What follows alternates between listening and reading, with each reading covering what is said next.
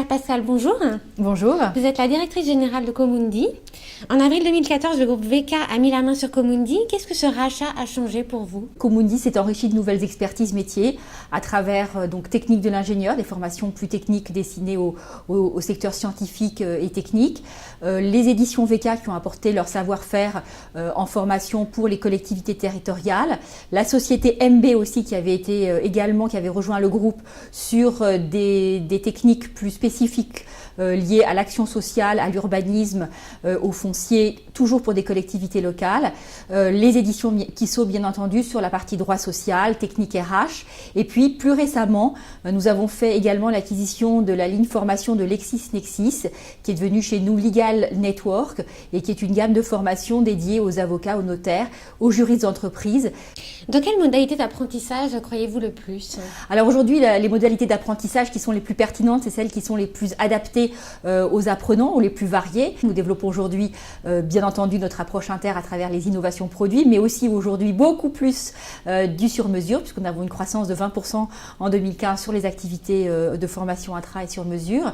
Et donc ces formations intra illustrent ou intègrent l'ensemble des nouveautés en termes d'apprentissage, du blended learning, du digital learning, des MOOC, du e-learning, donc l'ensemble des modalités avec des modalités d'apprentissage qui sont plus proches de nos apprenants, plus proches des pratiques professionnelles, avec des durées d'apprentissage qui sont plus courtes.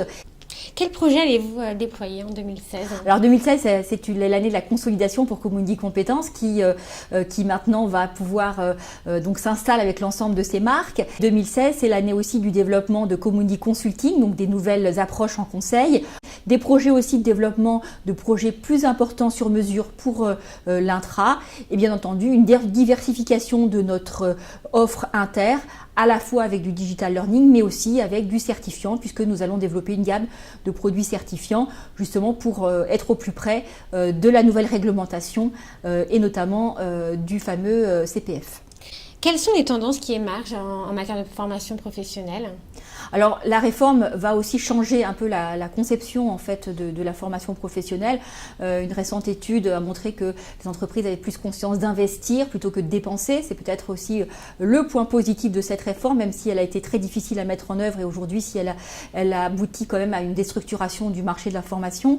Les organismes de formation vont devoir se repositionner pour accompagner les entreprises dans une logique d'investissement et donc finalement intervenir probablement plus en amont dans l'identification, le suivi, le développement des compétences pour que les compétences soient au cœur des projets de transformation des entreprises. Claire Pascal, merci beaucoup. Merci à vous.